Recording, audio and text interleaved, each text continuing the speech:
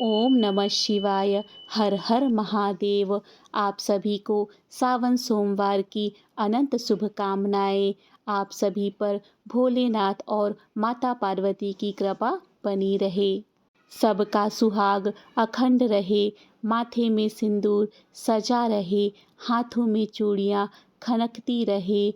16 श्रृंगार बना रहे। भोलेनाथ की कृपा से आइए सुनते हैं सावन सोमवार की व्रत कथा। श्रावण सोमवार की कथा के अनुसार अमरपुर नगर में एक धनी व्यापारी रहता था। दूर दूर तक उसका व्यापार फैला हुआ था। नगर में उस व्यापारी का सभी लोग मान सम्मान करते थे। इतना सब कुछ होने पर भी वह व्यापारी अंतर्मन से बहुत दुखी था, क्योंकि उसकी कोई संतान नहीं थी। दिन रात उसे एक ही चिंता सताती रहती थी कि उसकी मृत्यु के बाद इतने बड़े व्यापार और धन संपत्ति को कौन संभालेगा। पुत्र पाने की इच्छा से वह व्यापारी प्रति सोमवार भगवान शिव की व्रत पूजा किया करता था। सायंकाल को व्यापारी शिव मंदिर में जाकर भगवान शिव के सामने घी का दीपक जलाया करता था। उस व्यापारी की भक्ति को देखकर एक दिन पार्वती माता ने भगवान शिव से कहा, हे प्राणनाथ, यह व्यापारी आपका सच्चा भक्त है। कितने दिनों से यह सोमवार का व्रत और पूजा नियमित कर रहा है। भगवान, आप इस व्यापारी की मनोकामना को अवश्य पूर्ण करें।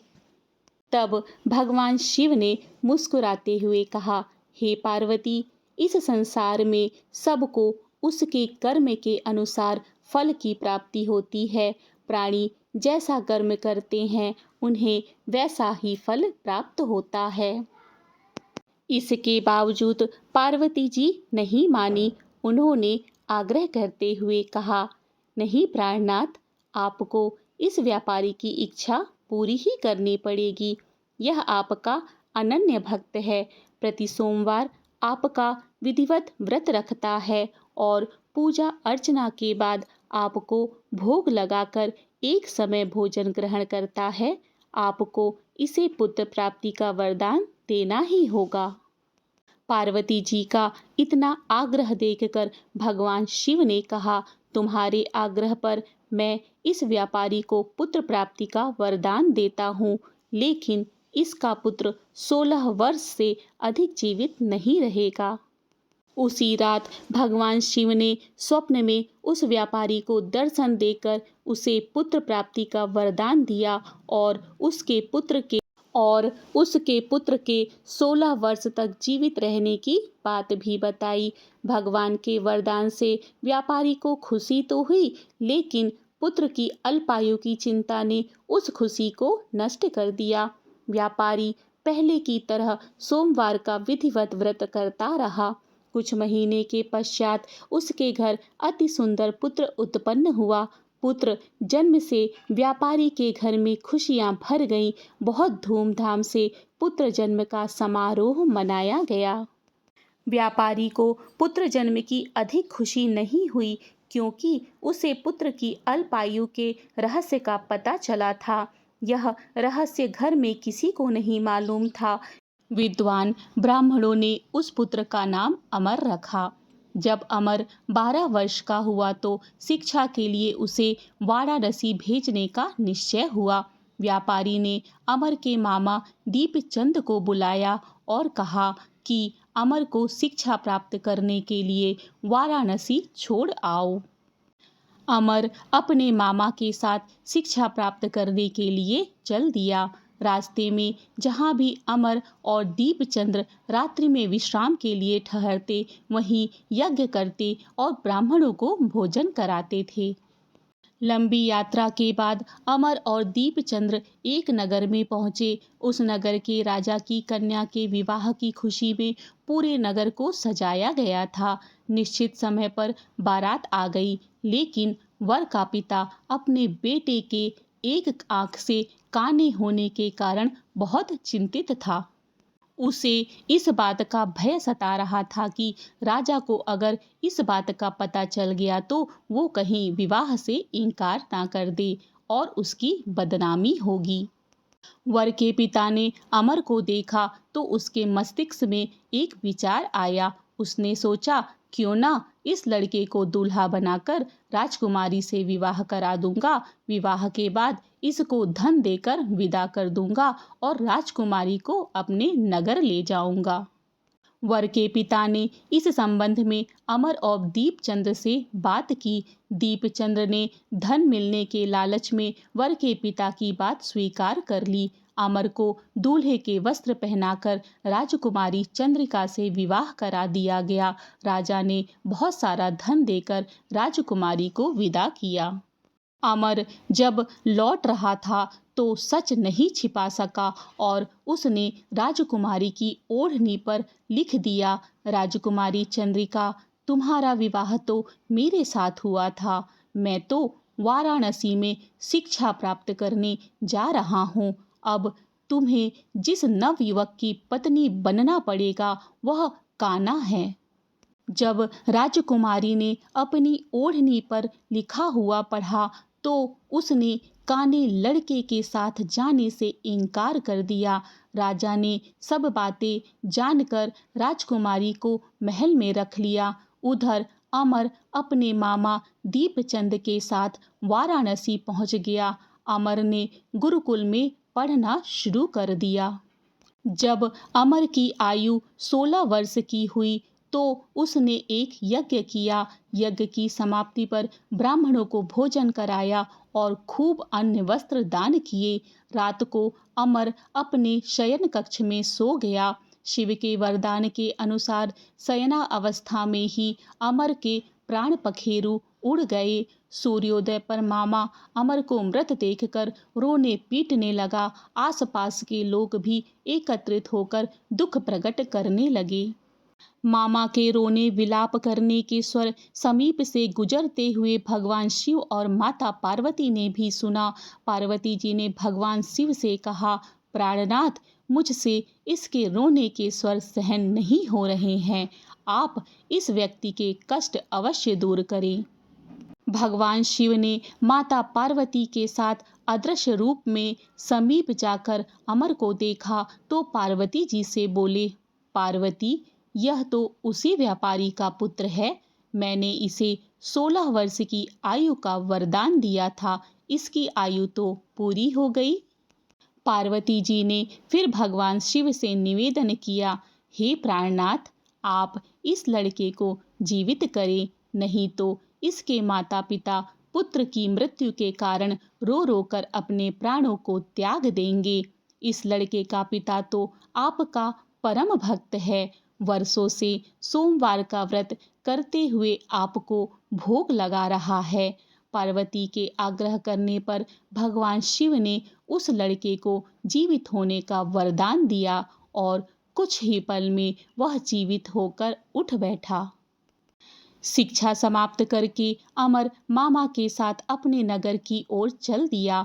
दोनों चलते हुए उसी नगर में पहुंचे जहां अमर का विवाह हुआ था। उस नगर में भी अमर ने यज्ञ का आयोजन किया। समीप से गुजरते हुए नगर के राजा ने यज्ञ का आयोजन देखा। राजा ने अमर को तुरंत ही पहचान लिया।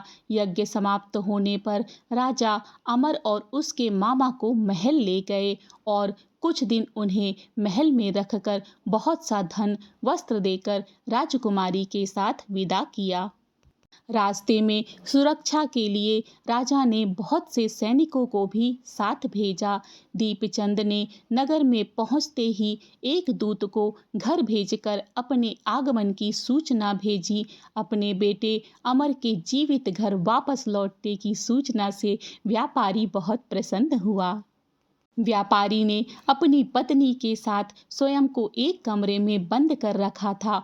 भूखे प्यासे रहकर व्यापारी और उसकी पत्नी बेटे की प्रतीक्षा कर रहे थे। उन्होंने प्रतिज्ञा कर रखी थी कि यदि उन्हें अपने बेटे की मृत्यु का समाचार मिला तो वे दोनों अपना प्राण त्याग देंगे।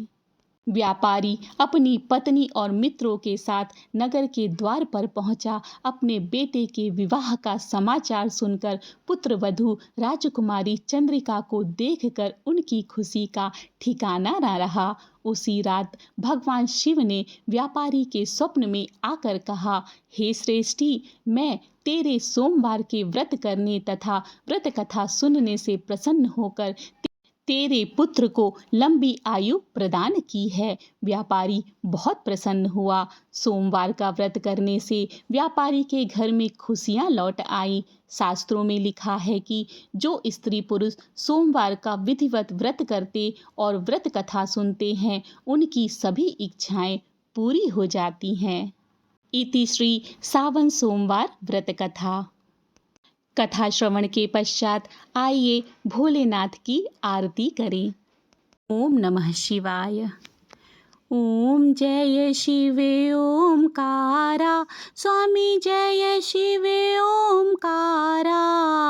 ब्रह्मा विष्णु सदा शिव, ब्रह्मा विष्णु सदा शिव, अर्धांगी धारा। ओम जय शिव ओमकारा। एकानन चतुरानन पंचानन राजे, स्वामी पंचानन राजे। हंसासन गरुड़ासन, हंसासन गरुड़ासन, वृषवाहन साजे। ओम जय शिव ओमकारा। दो भुज चार चतुर्भुज, दस भुजे अति सोहे, स्वामी दस भुजे अति सोहे। तीनों रूप निरखता, तीनों रूप निरखता, त्रिभुवन जन मोहे। ओम जय शिव ओमकारा। अक्षमाला वनमाला रुंडमाला धारी, स्वामी रुंडमाला धारी। चंदन मृग मद सोहे, चंदन मृग मद सोहे, भोले शुभकारी। ओम जय शिव ओमकारा। श्वेतांबर पीतांबर बाघांबर अंगे, स्वामी बाघांबर अंगे। सनकादिक ब्रह्मादिक, सनकादिक ब्रह्मादिक, प्रीतादिक संगे। ओम जय शिव ओमकारा। कर के मध्य कमंडलु, चक्र त्रिशूल धरता, स्वामी चक्र त्रिशूल धरता। जग करता जग भरता, जग करता जग हरता, जग पालन करता। ओम जय शिव ओमकारा। ब्रह्मा विष्णु सदा शिव, जानते अविवेका, स्वामी जानते अविवेका।